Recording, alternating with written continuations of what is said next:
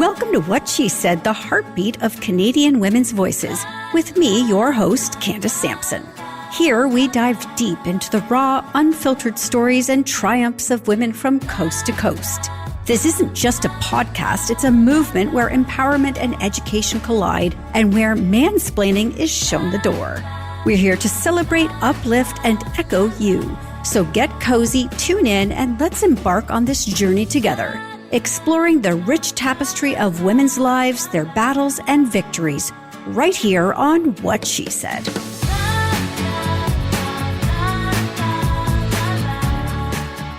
I've always had a keen interest in politics, a passion ignited at my family's kitchen table, where discussions with my mom and dad were a common occurrence. Despite their differing political views, which often led to humorous remarks about canceling out each other's votes at the polls, the importance of voting was a principle firmly instilled in me. However, outside the comfort of our home, I was cautioned against discussing politics or religion in polite company, a notion deeply embedded in our societal norms, yet one that I find perilously limiting.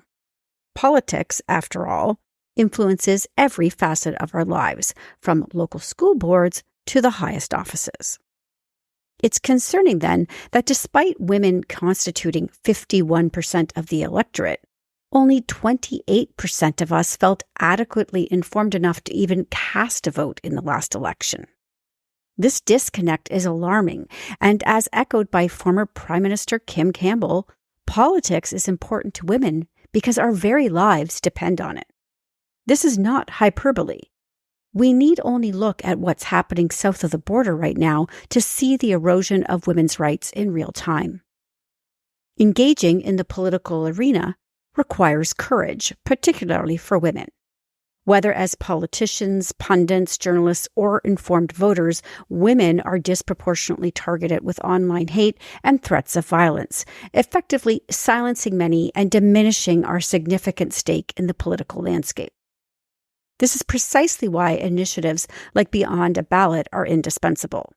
They offer a sanctuary for open, fear-free discussions and a platform for women across Canada to become better informed without judgment. In today's episode, we dive into a wide-ranging, multi-partisan dialogue that spans topics from political figures and mandatory voting to the legacy of leaders and the pivotal role of journalism. The essence of our conversation, however, lies in demonstrating that political discourse can be conducted with respect, laughter, and without resorting to name-calling or hostility. It's a testament to the possibility of a more inclusive and respectful political dialogue. It's a present and future we sorely need. And to quote that famous, totally made-up feminist Elastigirl, leave the saving of the world to the men? I don't think so. So it's my pleasure to introduce you to the remarkable women leading Beyond a Ballot, who are dedicated to enriching political discourse and engaging more women in these crucial conversations. It's my pleasure to introduce you to Amanda Alvaro and Rachael Segal from Beyond a Ballot. Amanda and Rachael, thank you so much for joining me today. I already know that this is going to go way over time, but I don't care. I'm thrilled to be having this discussion with you. Thanks for having us. Thank you for having us. So let's start with, the why. Can you share, was there a specific moment or event that made you realize that there was a need for a platform like Beyond a Ballot? So for me, it was during my first maternity leave. I was walking all the time with my baby and I was listening to news. I felt like a disconnect being a new mom when it came to politics and media. It was really like unattainable to me because it was so difficult to try and find a concise breakdown in the little time that I had. And so I would always walk with my baby and listen to podcasts. And I started to think, what if we had a podcast that was aimed directly at women who don't have the time to break down the news headlines, and we did it for them. And so that's kind of where this platform started. And from there, talking to amazing women, amazing moms like Amanda, and just being on the same page with the need for a platform like this was really the catalyst to creating this space. Amanda, what about you? Yeah, I think that Rachael and I talk about this idea a lot that, we're around a lot of dinner tables and have great conversations. But a lot of those conversations for us didn't really revolve around politics unless it was political people. And so I thought this is funny that we can talk about pop culture and current events and, we can seamlessly move from topic to topic, but conversations around politics, I still think that there was a bit of an intimidation factor for a lot of women. So we thought, what if we were breaking it down? What if we were talking about things and saying, it doesn't have to be intimidating. You don't have to go deep into like policy wonkiness, which Rachael will do anytime for you. Yeah. If you really want that. But I do, but maybe that's a private conversation, anytime. Rachael. Totally. But we interviewed Kim Campbell. I'm sure we'll talk about it. We interviewed Kim Campbell last week, and one of the first questions we asked her was, why does this matter to women? And she said, because your lives depend on it. 100%. And we thought, I think that in many ways that too is the catalyst. The idea that every single thing you touch and interact with in our lives has a political end to it. So it's not just that, you should be having great dinner table conversations, also that it matters to every aspect of your life. Amanda, I had you on what she said in 2019 prior to the pandemic. And then I recall reaching out to you maybe 2021 about something. And you responded back and you said, I'm out. It's mean out there and I can't do this right now. What changed your mind?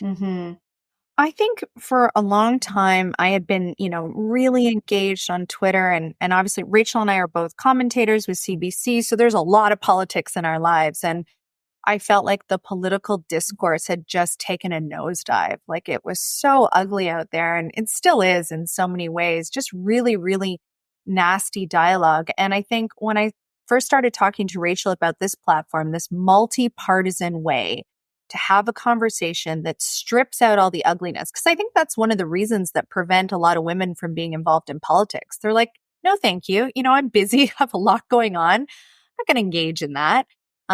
So for me, it was like a way to get back in, have honest, thoughtful, meaningful conversations that really matter to women in a way that was respectful. And I think that's really at the core of what we've done with ours, with Beyond the Ballot. How do you navigate the challenges of staying multi-partisan, especially when you're discussing really hot button issues? And I want to actually ask you, because I think I saw a video you guys did. And Amanda, I would like to know which side of the political spectrum each of you fall on. Sure. So I come from the conservative side of things. I worked in the Harper government for 6 years in Ottawa, and then provincial government, center-right provincial governments in BC and Ontario, and campaigns of center-right all over the country. So that's my background. And I am a lifelong liberal. So she paints the town blue and I paint the town red. But, I would say if you listen to us, we agree on more than we disagree on. And that's the interesting thing about politics. There is a lot of common ground, especially for women, especially for moms. How hard is it for us to maintain kind of a multi-partisan effort? Yeah. It's actually really easy. It's easy for us to have conversations that make sense to both of us, despite the fact that we support different parties. And it's really interesting for us to dig into some of those differences, right? And to understand them more, to understand where each other is coming from. And I think that makes it really relatable and accessible to people who listen. I get this question all the time, like, how can you be multi-partisan when each of you come with a partisan slant? And I think that our bottom line is education. And so, like Amanda said, we're not doing these deep dives into policy. We're saying, okay, for me, this feels this way. This is how I'm attracted to this policy. This is how this policy impacts my life.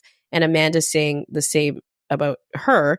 And then the listener gets to say, you know what? Today I agree with Rachael. And last week I was really on board with Amanda. And we're kind of we're displaying what it is to be multi-partisan in our conversations. So instead of just saying, this issue is really bad, because we're saying, I would agree with Pierre on this, or I would agree that the government did this really well, so that the listener can connect and formulate that opinion for themselves. So one of the things we always say is, we don't care what your opinion is, just that you have one. And that's really what it comes down to. It's like, how do we break down the noise, the incredible amount of information that we're getting these days when it comes to news and politics, the incredible divisiveness that's created, a lot of it through social media, and just have a conversation with our friends. I mean, every week when Amanda and I tape, I feel like I'm going to chat with Amanda and like learn about what she's been up to and what she's been thinking about. And that's really how women should approach politics in this country, instead of, I don't feel the same. Lean into it, figure out what you do feel, and then learn from others. That's how we approach it. Do you think most people in Canada are partisan? Reflecting upon sort of my life and interest in politics, there was a time I have voted for every party in Canada at one point or another since I was 18. I've voted Green, NDP, Liberal, Conservative. It really depends on what they're bringing to the table. At this stage of my life, at 54, I cannot imagine voting Conservative, because the discourse has changed so much in my lifetime that I feel like I'm almost corralled into being partisan, really. So how do you think most voters in Canada feel right now? Do you feel that they are partisan, or that they can change their minds depending on what is being presented to them? So you would be a part of the group that we affectionately call the swing voter. But I wouldn't be anymore. Right. This is what I'm saying to you. I might have been, but not anymore. Right. And I think, I do think that because, and the swing voter actually can take up a big portion of the voter base on any election, right? And the swing voter is the vote really that a lot of the parties go after, for obvious reasons, because it can swing both ways. So there are base supporters, people who are diehard, right? Like they will vote with their party no matter what. And then there's a big part of the population like you who's like, you know what? The issues really matter to me, or something is really aligned with my values, and there's something that's critically important to me that's very specific in this election. Often we talk about something called wedge issues. Those become very hot button issues in elections and can really drive people from one party to another, depending on where that party stands on an issue. So there's a lot of reasons why people might move, but I would say, there's also a lot of people who really consider themselves to be partisan, to vote with a party. And that can also change from the provincial to the federal side. I know a lot of people who will vote with a particular party provincially and vote with a different party federally. Yeah, we've seen that a lot over the years. Yeah. My friend Shachi Curl, who's the president of the Angus Reid Institute, I was on a panel with her a little while ago, and she was talking about the 63% in the middle. She's always backed by facts, which I love. And I think about that a lot. Like, how do we engage that 63%? Because those are Canadians who are either angry about politics and don't want to engage, or don't really know enough to feel like they can engage. And there's this middle, and Amanda's right. Like in politics, we do call them swing voters, but I would call them, our target audience, because for us, it's about why are they not engaging? And so as we go into provincial elections this year, especially in my home province in British Columbia, part of what I'm trying to do is to figure out what it is of that 63% that won't engage, what that reasoning is behind it. And so Beyond a Ballot can play a role in trying to move people towards whatever party they want, or just feeling more engaged, because women make up 51% of the electorate, and yet in the last federal election, only 28% of women said that they felt they knew enough to vote. So put that into context. That's really low. And that's what, absolutely. That's what our mission is, to try, not to change people's minds when they're heavily partisan. And I would say, obviously the answer to your question, I believe, is no, I don't think most Canadians are partisan. I think we operate in a very small bubble on social media, in the political world. The majority of Canadians don't have time to talk about politics or care about politics. But ultimately, that's where the power is. It's in that 63%. And if we can move more people towards not partisan politics, but just engagement in general, then we're winning in our democracy.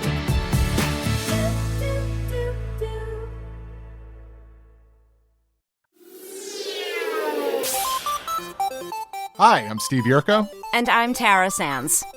Now available from Maji Media is our new podcast, 4Kids Flashback.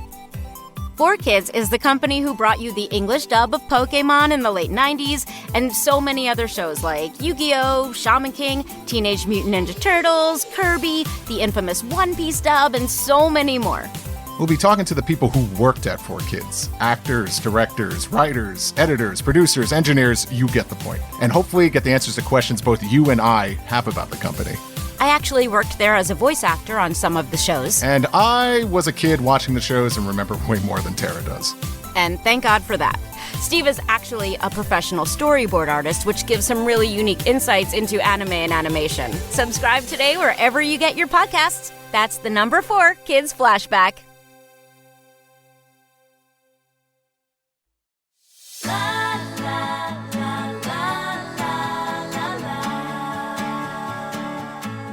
Let's move into your Kim Campbell interview, because I have to tell you, I had a little cheer in my office when that went viral last week. I was so proud of both of you for, first off, obtaining such a great interview. But her critique of Pierre Poilievre, there is no mistaking how she feels about him. How do you think her outspokenness from how the outspokenness from a former prime minister influences public perception of party leadership? Does it at all? Do you think she changed minds when it comes to him? Did she change base voters' minds, I wonder? No. I just don't think so. And you know what? The unfortunate part for me, and this is an issue I've been thinking about a lot over the last few days, and obviously, as somebody who supports Pierre, supports the Conservative platform, and really wants to see that change of him and the Conservative team coming in as government in this country. The sad part is, for me in this story, is that because of that comment, and we did an 1.5-hour interview with Kim Campbell, the headline that came out of that interview was a 3-second clip, as opposed to, here is a woman who has held an office that no other woman in the country has held. Here is a woman who started in the Vancouver School Board, who then went to the BC legislature, who spent 30 years in politics and was prime minister for 4 months. And that's how we're remembering her. So I think it's too bad to me that that's the headline that came out of that interview. But ultimately, Kim Campbell, the way it's been spun, that her electoral record really speaks for itself, that she shouldn't have an opinion on current politics, is the sad part for me.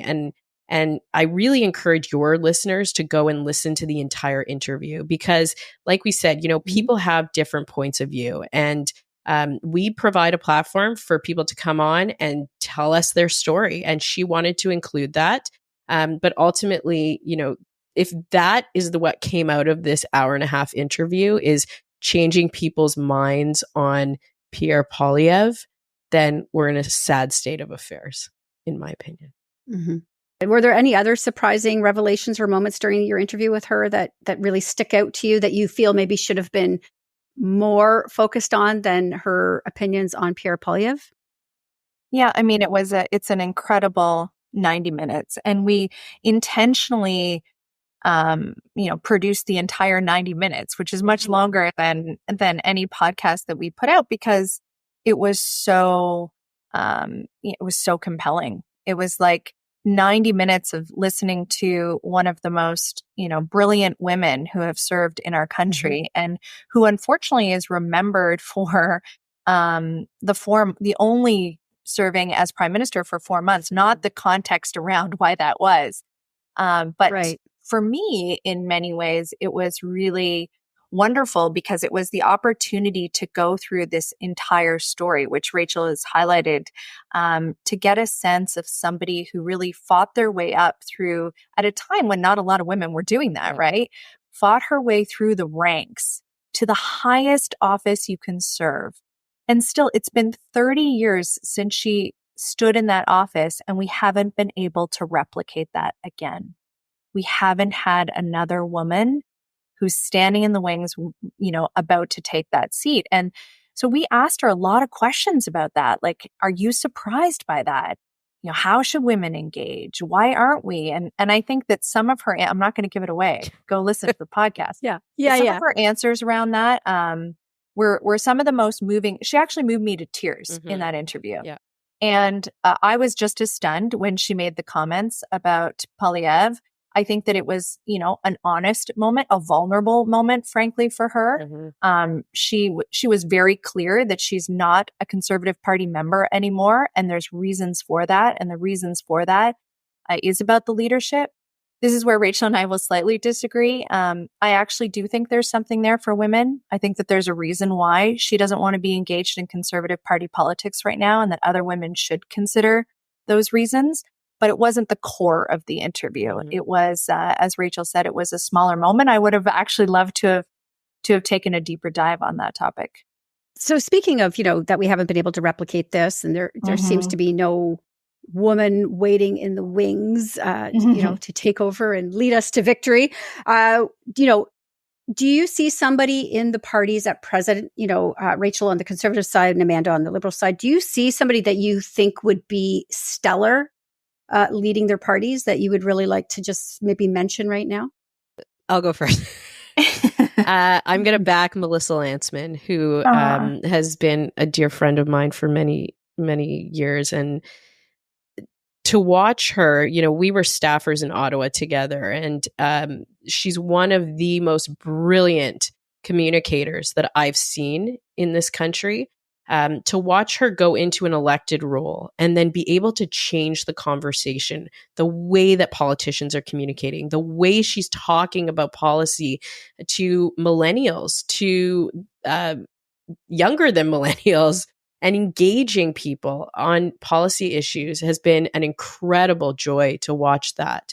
I think she's taken a lot of complicated stances on issues at risk of herself, but she is a principled policy brain, and she is an incredible communicator. And I would like to see, I don't know if she'll ever run for prime minister, but I would like to see somebody with that skill set, with that brain, with that mind, the way she's, just to steal some of Pierre's verbiage here, but she really is a common sense policymaker. And so I will give her whatever platform necessary to kind of cheer her on her political journey. I think for the Liberal Party, there's a couple of women to watch. These names will not be a surprise to anyone who's listening, probably. Chrystia Freeland, the first female finance minister, and negotiated our most recent NAFTA agreement, an absolute force and a huge brain. Melanie Joly, out of Quebec, for sure. Everybody is watching her. She's young, up and coming, but has held some big roles in cabinet. An excellent communicator, actually has a communications background in both official languages. She's also somebody who's very well organized in terms of the people around her. So I would imagine that people will be watching her to see what moves she makes in the next little while. I also want to say there's a ton of women that are killing it in the Conservative movement on the provincial and municipal levels as well. And so I watch some of the cabinet ministers in Ontario or British Columbia, not in the opposition, not in cabinet right now. But there's tons of women that are up and comers that maybe don't come from inside of the House of Commons. And I think that we often overlook them. And when you listen to Kim Campbell's story, in fact, she was in the House for a long time, but like her political story is really rooted in municipal politics. That's where she got in, and the Vancouver School Board when she was in law school. So I think there's a lot of women in our legislatures, in our city halls that are every day working towards potentially becoming the second female prime minister. There's just not enough time to get into this, but I feel it's really important to state, obviously, that politics at the local level is probably the most important politics there is. For sure. And I realize we're focusing on the federal level here today, but we're definitely going to have you back to talk about the importance of that municipal, and sort of provincial level of politics, because I think that is really such a huge part of our day-to-day lives, probably more impactful than federal. Yeah.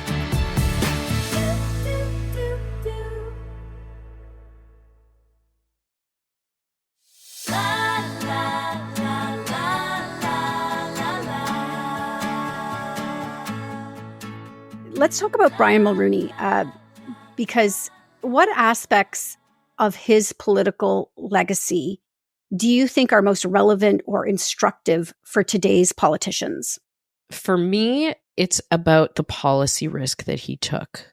So we talked to Kim Campbell, and she, in the interview, also talked about the political environment when she took over after Brian Mulroney. And the PCs at the time were not doing well at all in the polls. And that was at the end of Mulroney's tenure as leader of the PCs. Why? Because, they took really big risks when it came to changing the country from a policy perspective. NAFTA, GST. These are foundational things that we take for granted. I mean, you go to the store and you pay GST on something and you're like, great, okay, that's what we do in Canada. But if you look at the history of that and the amount of political capital that was expended on trying to implement that policy, like bravo to Mulroney and his government for trying to change the way that we look at economic policy. Holistically, he did incredible things, changed the entire economic understanding of how we operate as a country, both nationally, domestically, and internationally through NAFTA, Meech Lake Accords. I mean, just the history of the Mulroney government is such a foundational shift in our policymaking and the way that we operate today. And not only did he come out of his time as prime minister and move forward within the country, he stayed involved and he became a real statesman and a real ambassador for Canada. And I think that that's his true legacy, is that he left maybe not in the best place in the polls, but he still continued his public service until the day he died. So I think that that's how we're impacted by Brian Mulroney every day. We go back to that all the time, that politics is everywhere. And we're talking about Brian Mulroney, but most people don't realize that because of him, you pay a tax every day. Yes. Oh, I remember, because good or bad. He was the first prime minister that I ever cast a vote for. Was Brian Mulroney. Yep. So when he passed away, it was interesting to me because I became very nostalgic for that time. And it was also interesting to me to see politicians who he, worked with, at the time, come out and speak so thoughtfully and kindly about him. And it made me, not that we can go back or anything, but it really did make me miss that era when politicians could stand in a room together and actually, get along and not exchange these really horrible things with each other that we're seeing today. Yeah, for sure.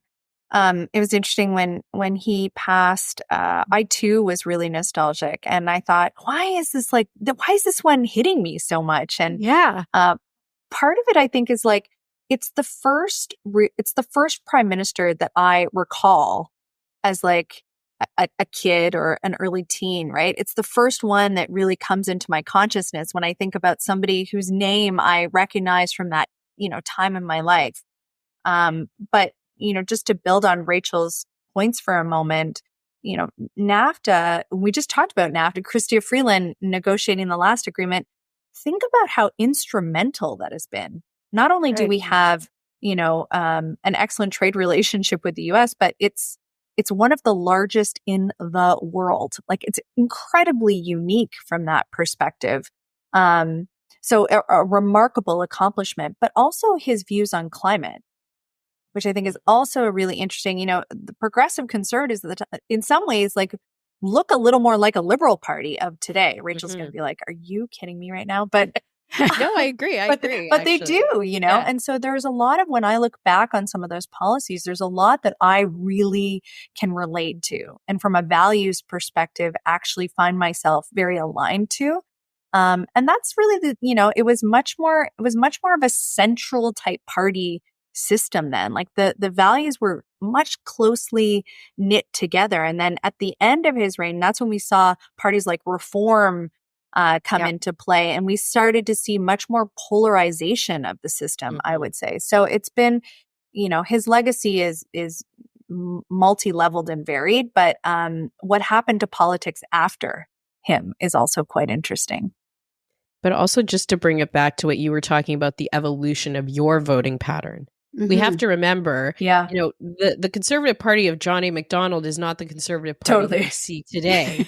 And so just like Canadian voters, political parties evolve as well. And, Brian Mulroney and his progressive conservative government are a great example of that. Yes. And the impact, like you talk about the Alliance, the Reform Party coming out of that era, and just how we've changed. And when you look even at the Liberal Party of Canada, which I think is our longest running party, I think so, in this country, it's evolved. The Liberal Party of Paul Martin is different than the Liberal Party of Justin Trudeau. And so if voters obviously are going to align differently with different parties at different times. This is what she said after all. So if we don't start talking about women in politics, I'm failing at my job. So let's talk about some of the significant barriers you've observed from women entering or thriving in Canadian politics. I think one of them has to be something that we mentioned already, which is, I think that the way that the discourse has changed, the fact that it's become a nastier environment is a real barrier for women. I mean, politicians are heavily targeted on social media, and this affects the daily lives of people who are just trying to do their job. You really subject yourself to an absolute barrage. And I think, that's one of the things that we try to break down all the time is, how can we get to a more positive discourse, which I think sounds a little Pollyanna-ish, but I think is so critical, so necessary for us to be able to debate real issues and find progress and move the country forward. But I do think that remains one of the biggest barriers. And I know it's, in some ways the reason why some politicians have said, I've had it, like, enough is enough. I've sort of done my job. I put in the time, but there's no way I'm going to engage like this anymore. I think another major barrier that I see all the time, because I fly around Canada and I teach campaign schools, and that's to women who have an interest in putting their name on a ballot. And the issue that I see over and over again is that they just lack the resources. Yeah. So campaigns are not easy, first of all. It's not easy to get a nomination. It's not easy to be the person on the ballot. But once you are at that point, how do you fund your campaign? How do you build a campaign team? The number one question I get during these campaign schools is, who's going to be my campaign manager? Do I need a campaign manager? And so having those resources for women in politics. And my hope is that eventually Beyond a Ballot can get to a point where we're supporting that, we're driving those connections. But I think that there just is a lack of resources in Canada when it comes to women that want to put their name on a ballot, but also women who have never had a touch point in politics, even, getting women to a point where they're looking at putting their name on a ballot. We need to go back. And something we talk about all the time is that for a generation, we've been told that to be politically engaged, you need to run. But we forgot about all the women that will never run, but they just need more. They want that one touch point. And a lot of that comes down to the education component, which we're trying to provide. And so the thing that we do at Beyond a Ballot is to try and think outside of the box of how we have the conversation about politics. It's not 1993. We're not doing media clips anymore. We have new media. We have a way to reframe A, the conversation, and B, the way it's delivered.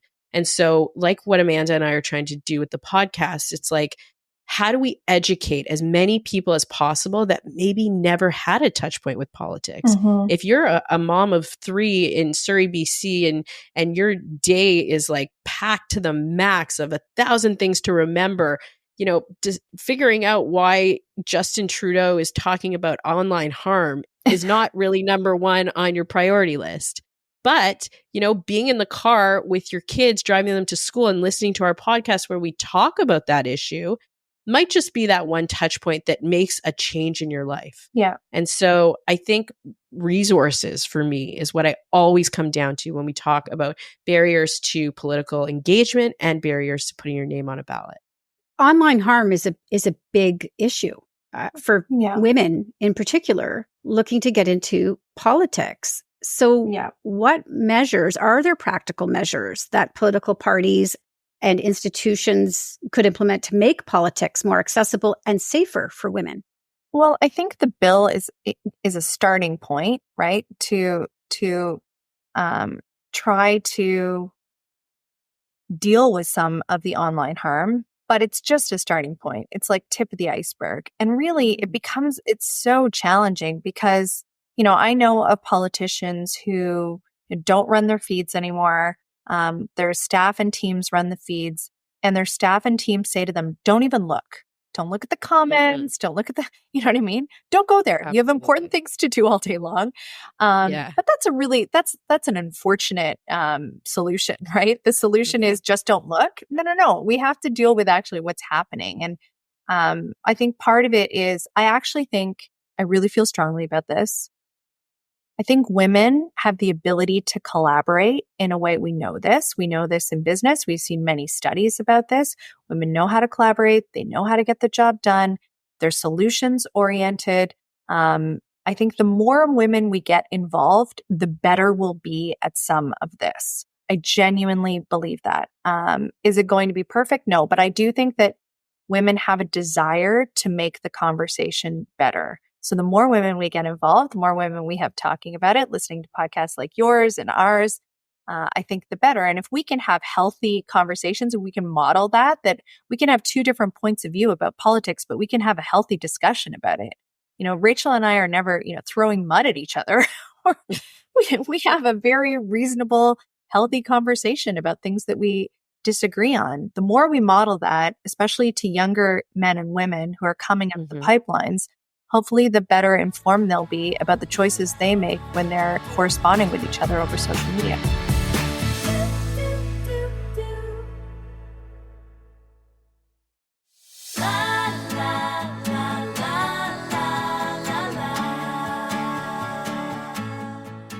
I think I've always been very politically engaged. So it is so disheartening to me and frustrates me so much to see low voter turnout. It's just, it boggles my mind. So beyond apathy, what factors do you believe are contributing to the low voter turnout in recent elections? I'm going to go back to that lovely stat of 28% of women in this country feeling like they had enough knowledge in the last federal election to vote. 28%. Not even 30. Like 30 might be a great benchmark, but we're not even there. Yeah. So, not to be a broken record here, but it's about access to resources for me.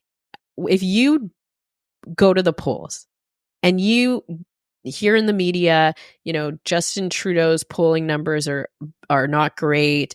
Pierre Poilievre's definitely going to win this election. And you don't know anything about any of the issues. Is that going to drive you to the polls if you're not a Pierre supporter? No, it's not. And so where do you go to learn when you have 6,000 things to do, to feel empowered, to feel like you have a voice? Where do you turn to understand how we elect a prime minister? Civic education at the basic level. If you're not in grade 10 in this country, there aren't a lot of ways for you to figure that out. It's true.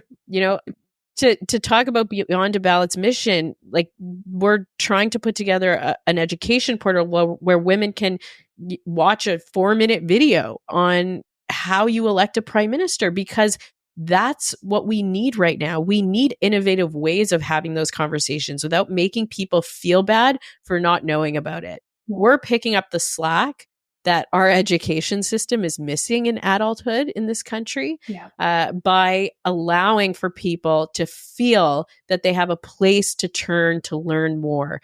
And obviously our focus is women, but it's unbelievable, our male following as well, because I think men also feel, women, it's statistically known that women don't vote as much as their male counterparts. And that's primarily based on a feeling of lack of information. So that's why we focus on women. But there are men out there too that are wondering, where do I go to learn more about this? And it's just a deficit that we have in the education system in this country. Yeah. And I would say the one other thing is that I think people also feel like it's either too vast, like I can go Google and I get 10 million things, or there's so much misinformation. And we talk about misinformation campaigns all the time. It's like, where is a trusted source of information? So unless you're going on to every party's website and reading through the platform from cover to cover, where else can you get a snapshot or a summary or enough information that you can make an informed decision, and make sure that information is trusted? And I think that having more points of access for women to establish some of that information and know that it's trusted, I think is also really key. Rachel, you touched on something briefly about polling. And I'm curious about your thoughts, both of you actually, about your thoughts on polling that is showing Pierre Poilievre would have a majority government. He would sweep it right now. Can we trust polls? I find them very frustrating, frankly. Certainly right now when we're not even in an election. But I'm curious your thoughts on polls. Well, I will say the polls that we're seeing right now are, for context, nothing we've seen in recent political memory. And so you have to start to sit back and think, like, if they're polling that much higher than the current government, what's behind that? And it's only going up. That's the crazy part. A day is an eternity in politics. Every issue that comes up, it seems that the Conservatives are rising and rising. And a lot of that comes back to the campaign, right? Politics and the polling is around what's the message? What are they selling? What's the policy that Canadians are talking about? And we've seen that incredible messaging come out of the Conservative campaign. They've always been good at that. And so do I trust polls? I don't think many Conservatives would say they're tied to polls, or we're a little bit skeptical in general. But I would say the current polling is so interesting as a political strategist for so many years because of the continued outcome that consistently they're polling so high and the wedge between them is getting so great.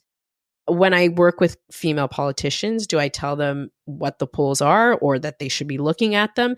Absolutely not. Like I said, a day is an eternity in politics. And we can look at a poll and, it takes a couple of days to get that polling back. And by then, some major issue has happened and it's completely changed the way that we look at at that poll. I'll give you just a tangible example. When I was working on the Mayor of Vancouver's campaign, we were polling pretty well, but there was a note, like a physical note that was dropped on the street one day.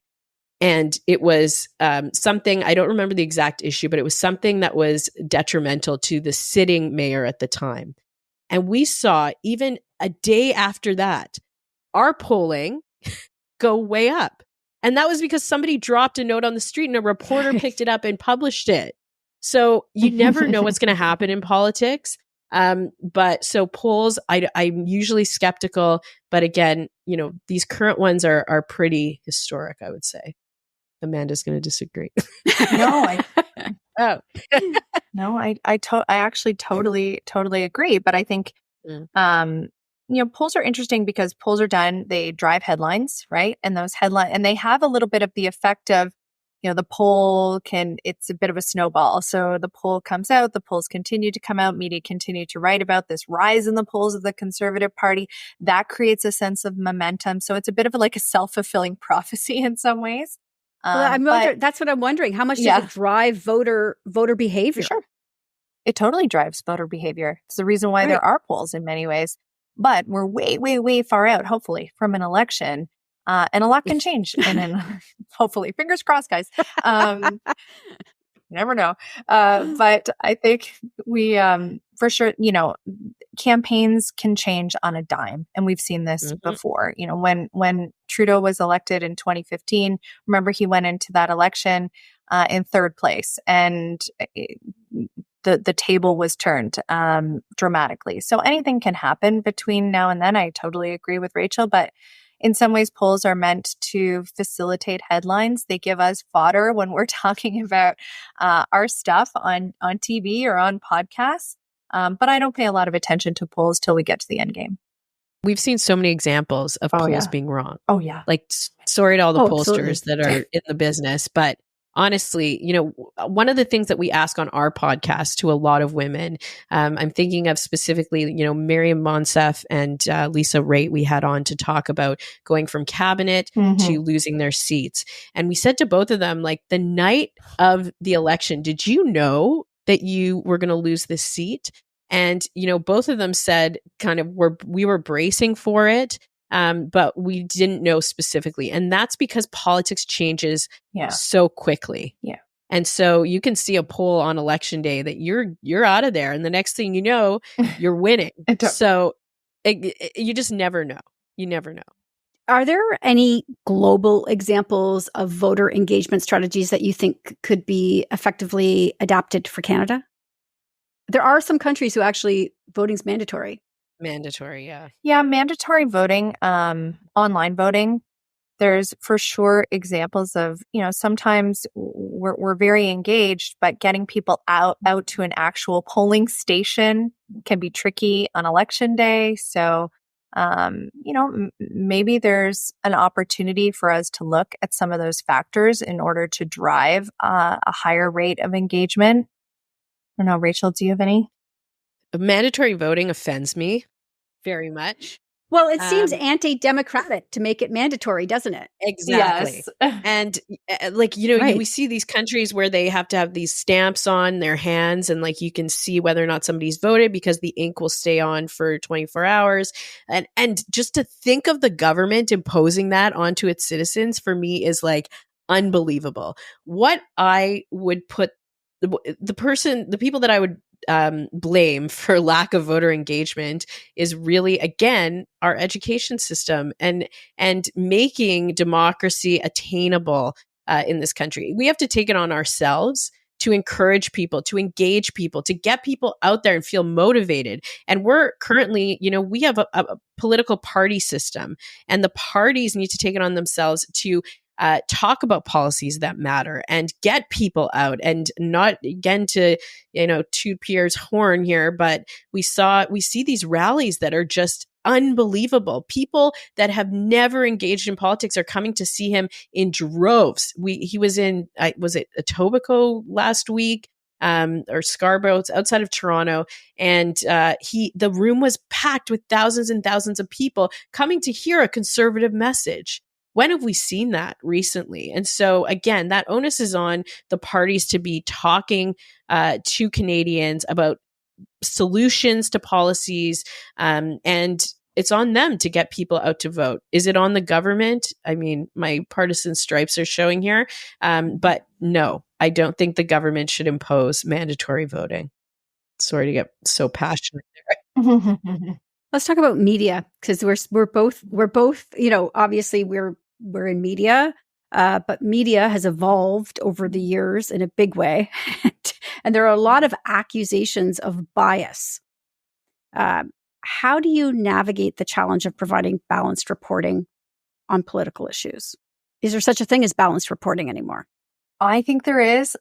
I'm still a big believer in journalistic integrity, and I think that it absolutely exists in this country.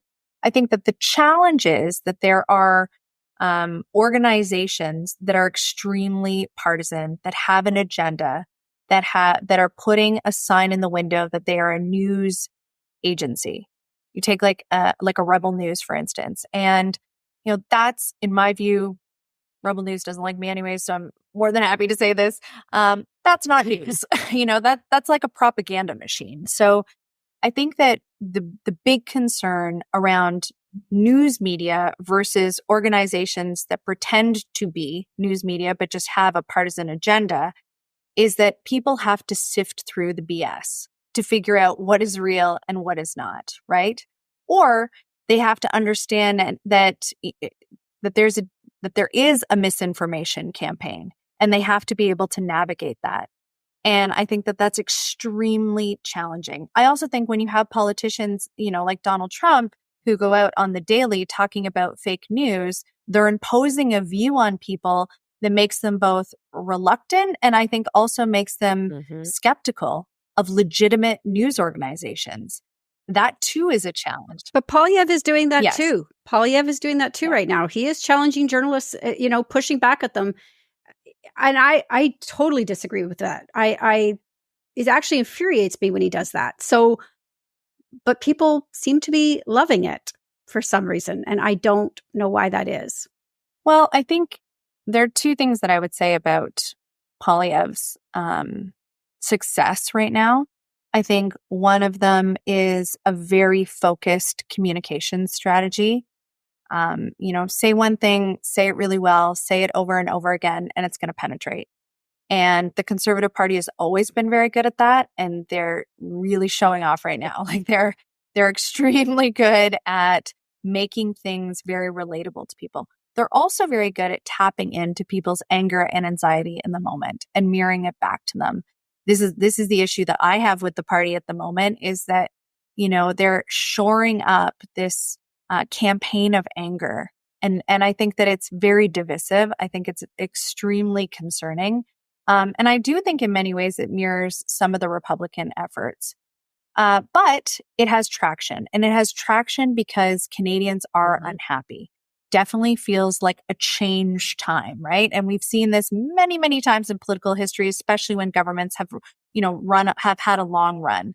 But you can feel it in the air. We're coming off of a time when people are feeling it in their pocketbooks, affordability, housing, like issues that the Conservatives have really tapped into, and they've done an excellent job of communicating that back to people. I don't like saying that because I'm a liberal, but I think in my perspective, I would come from the flip side and say, people are tired of the heartstrings that the Liberal government messaging is around. Like they came in on a we're going to support Canadians platform.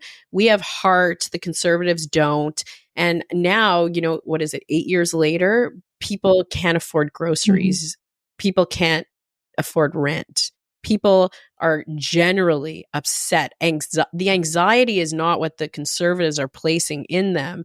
It's what they're feeling. And the Conservatives are the only ones talking about it because they can. I mean, I would, fall off my chair if I saw Justin Trudeau come out and say, yeah, our policies have created a situation where a lot of Canadian families are feeling really anxious and scared and angry.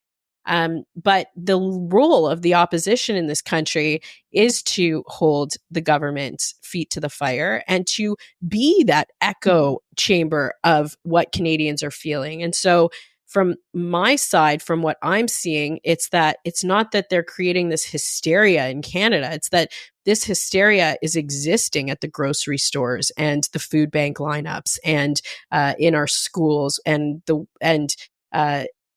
passport offices and all of these issues that we've seen.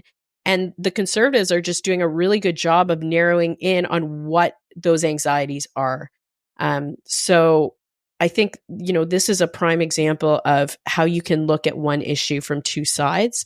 And it doesn't have to be partisan. It's not to say that, Justin Trudeau is destroying this country. It's to say that, we have a role for the government and they're obviously doing what they think is in the best interest of Canadians. And the Conservative Party on the other side are doing what they think is in the best interest of Canadians. On the media question, I want to reflect that back to that as well, because we talk all the time about disinformation and misinformation, and Canadians are starting to, and probably because of Trump and the United States narrative, but Canadians are starting to wake up and saying, wait, who do I trust? And so I think what Poilievre is doing is he's reflecting that narrative. So when, a reporter comes and says, well, you think this, he's pushing them on that because he's showing Canadians that, maybe we need to be better at looking at our sources of information. It's reflecting that narrative as well. I will say there are a ton of journalists in this country that are doing incredible work. And let's stop degrading that, because I've worked in newsrooms and I know there are people that check their partisan, their personal opinions at the door. There are journalists that show up after years of training, journalistic integrity, every day in these newsrooms. And they just want to get Canadians the story.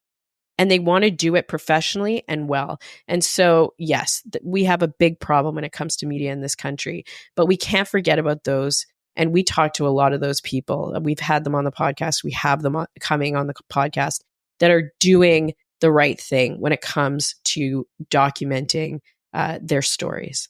We just asked Poilievre to stop giving Rebel News and some of those illegitimate news sources the mic. Like, stop giving them the mic. Jordan Peterson? Exactly. Jordan Peterson. That was actually just too much for me today to see his interview with Jordan Peterson. But anyway, here's what I would say. So as I mentioned at the top, I voted every political party. Would I vote Conservative now? Not a chance. However, voting Liberal is not really sitting right with me either, nor is NDP. I'm really unhappy with sort of all of them at the moment. And I'm curious, Candace, what are you going to do? I honestly don't know. Well, I mean, I won't vote Conservative. I'll look at the platforms. I won't look at the people. I'll look at the platforms and what most align with what's important to me. That is essentially how I will end up going. It won't have anything to do with who's leading the parties. But I am curious because there is just, we'll have to end it here because honestly, we could just talk forever. But I am curious your thoughts on Justin Trudeau remaining the leader of the Liberal Party. It looks like he's going to stick it out. And I wonder your thoughts on that, if you think it would be the right time to change leadership or if he should stick it out. I do not think it's the right time to change leadership. Maybe 6 months ago, that could have been on the table. I think right now, a year and a bit away from an election, that would be a very challenging undertaking for the party. You'd have to nominate a new leader. A leadership race is a long endeavor. This is not something that happens overnight. Then you have to familiarize Canadians with that leader. That takes time. And I would argue that it takes more than 15 months or however many months we have left before an election. So I think it would put the party in a really precarious position. I also think that Trudeau is an excellent campaigner. So I know a lot of Conservatives who will say, do not count him out because he's very good in an election cycle. And he has widespread visibility among Canadians. People know who he is. So is there a big job to be done for the Liberal Party? absolutely. There's a big uphill battle ahead of them, but I wouldn't count them out. Not yet. I agree. I think it's too late to switch leaders. Just going back again to Kim Campbell, she talked about how Brian Mulroney, and she was talking about this, and I was like, oh, this is what's happening now. Brian Mulroney was so unpopular and then handed her this party, and then she went down to 2 seats after that election. And so, that context also is very interesting. But when you think about it in the context of the current Liberals, Amanda's totally right. I mean, Trudeau has done an incredible job of campaigning. There are people in this country that really their heart and their minds are tied to Justin Trudeau, and to get some, especially a lot of diehard Liberals, and that's a real voting base for them in the next election, because, the NDP are not as strong currently, so they're not going to pull a lot of them. The Conservatives are starting to move towards trying to attract some of those Liberals, and Trudeau is the Liberal brand right now, so they need to keep that vote. To have somebody come in to introduce them to voters at this point would be wild. My fear would be that they would step down and they would put a woman in there saying, it would be great, except somebody would throw under the bus. Exactly. It would be but it would be a similar situation to what Kim Campbell had. And now we all say, oh, the only woman in Canadian history to be prime minister was only there for 4 months, and then she got booted out and only had 2 seats. If the Liberals were to bring in somebody like Chrystia Freeland at this point, would that happen again to a woman? I'd like to see another man come in as an interim leader, and then have a real run at it in the next election, somebody who has a real shot and can be introduced to Canadians, and Canadians can get used to. I really cry at the fact that Rona Ambrose never actually ran for full-time leader, because she might have been that person for us. But I liked her. So many did. So Rona, if you're listening, here's my ask again. But I think it's too late to change out their leader. But again, crazier things have happened in politics. Crazier things. True. I can't thank you enough. I feel like I've found my people. It's very hard to have any conversations about politics anymore that don't get heated, or devolve into name calling. So this was great. I really hope you'll come back and join me again, and maybe we'll focus on local elections and getting women involved at that level. Absolutely, we'd love to. And you also have to come on ours. Yeah. Oh gosh, don't ask me how I'm going to vote on yours. Don't put me on the spot. We will. All right. Thank you so much, ladies. Thank you. If today's podcast resonated with you, spread the word and share the inspiration. Don't forget to hit subscribe on What She Said across your favorite podcast platforms. Crave more? Join my vibrant community by signing up for my newsletter at whatshesaidtalk.com, and let's get social on Facebook, Instagram, and X at What She Said Talk. Dive into my world a little deeper on TikTok and Threads at Candace Said. And for those who love the airwaves, catch me weekly on 105.9 The Region, Blast the Radio, and 107.7 Pulse FM. Until next time, keep making waves, and remember, your voice matters.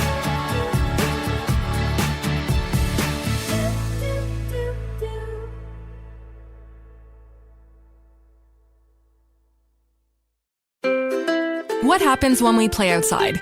We become healthier, both mentally and physically. We become more creative and more focused. We connect with nature, each other, and ourselves. Let's Take This Outside, a new podcast hosted by me, Marianne Iveson, an aspiring outdoor athlete and nature lover. I speak to athletes, outdoor professionals, and scientists about their connection to nature, how it affects their performance, and everyday life. Let's Take This Outside, available on Apple Podcasts, Spotify, and Google Podcasts, and at letstakethisoutside.ca. It is your favorite girl. That's right, it's the Ali Mars, the one and the only. Everyone else just ain't me. I am the host of Welcome to Mars, a lifestyle podcast where nothing is off the table. I have come a long way from sex and dating, and have transformed the new vibe to all things lifestyle. We still talk sex, but I'm more interested in the journey, where people have come from, how they made it, and where they're going. Subscribe or follow to a brand new look and a brand new era. Welcome to Mars. Subscribe or follow on Apple, Spotify, Google, or at theallymars.com. Because even with the new look, I'm still that same bitch you love to hate. Another Sound Off Media Company podcast.